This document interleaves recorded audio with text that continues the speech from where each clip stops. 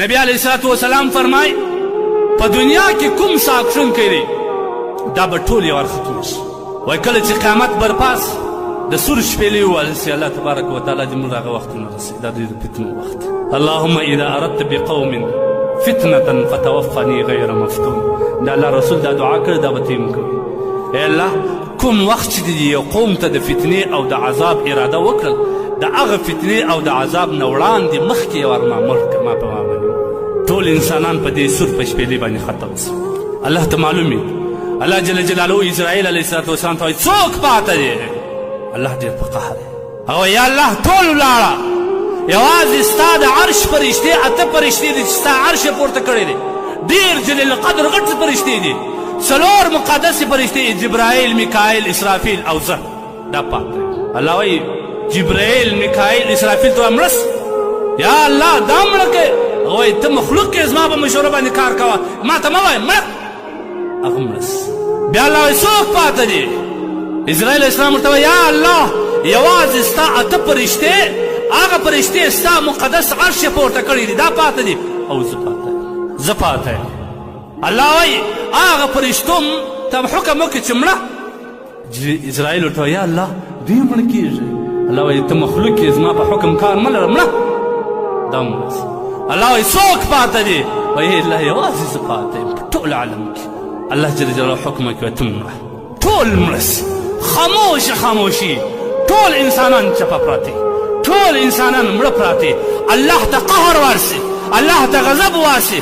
لمن الملك اليوم نن د چا باچهي ده؟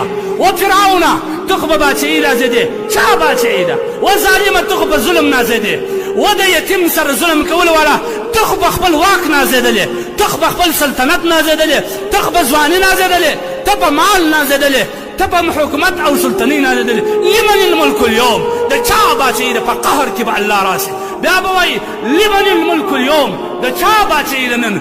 لمن الملك اليوم لله الواحد القهار. نن د هغه چا باچهي ده چې یو ذات دی قهار ذات کې قهر رالی بیا ځان ټینګ کړه بیا به دې تا ترین جهنم ځای. ابدي ژوند د چا ستا؟ ولې دومره مغرور یې؟ زموږ په دې ملک عزیز کې نن هر قسم ظلم روان دی. بیا هم زموږ خولې ګونګې دی. بیا هم الله ته شکایت نه کوو. بیا هم زموږ د خپل وطن کې ډولونه موږ راولو شادیانو ته. بیا هم موږ عیاشي کوو. بیا هم ځوانان په زنا اخته. بیا هم ځوانان په دوکو اخته. بیا هم په لواطتو اخته. بیا هم په سروزو باندې اخته. په کوم ملک کې خوشحالي غواړې؟ څنګه د خپل طبیعت دلته ډریور په امن کې نه دی دلته تاجر په امن کې نه دی دلته ځوان په امن کې نه دی دلته عالم په امن کې نه دی دلته د محراب د منبر خطیب په امن کې نه دی دلته مدرسه نه ده په امن دلته زنانه نه ده په امن دلته زناوې نه ده په امن دلته مور نه ده په امن دلته زما د فضا ته خدای قسم که د مور په نس کې ماشوم په امن کې دی. څه شادي غواړې؟ څه شادي غواړې؟ ستاسې مرګ یې دی که نه؟ ستاسې خدای یې دی؟ ته نه وایې چې موږ قهار ذات لرو که یو ور روانې پورته کړه زما دې په ذات د خدای قسم سره ستا د باداره د امریکې د چپه واړې مردار کې ختم وکړي. مه کوئ ځوانانو ګیله مې قسم دې مې په خدای د ځوانانو څخه د الله د رسول فیصله ده. انما اعمالکم ستاسو سربراهان ستاسو باچهان ستاسو سرمالان ستاسو قومندانان ستاسو مشران دا به ستاسو عملونه یې که د عمل خراب کړي د هغه رقم در باندې راځي. نن زما او ستا په دې سپېره علاقه کې کوم کارونه شوي که زما مرګ په یاد سي حاجي صاحب ستا مرګ په یاد سي زما نه ستا مرګ په یاد سي دا بل مرګ په یاد سي امن و امان به راځي. زما دې په ذات د خدای قسم یې په دې ملک کې به عادلانه حکمراني راځي. زما او ستا نن مرګ یې مرګ سهار صدا پیغام کوي ان الموت الذي افرق بين البنات والامهات. ای غافله ای بده زه هغه مرګ یم چې د مور او د لولو په مابینځ کې جدایي راولم. انا الموت الذي افرق بين الاخ والاخوات. هغه شیرین ورونه هغه شیرین خوندې چې سره ګران وي زه مرګ هغه شی یم چې د ورور او د خور منځ کې جدایي راولم. انا الموت الذي افرق بين كل حبيب.